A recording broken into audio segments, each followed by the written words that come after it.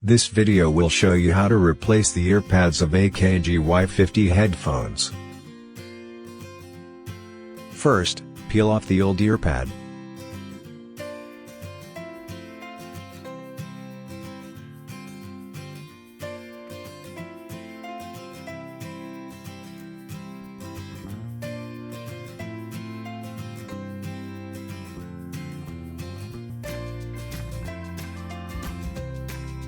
Second, insert the new earpad's rubber lip into the groove.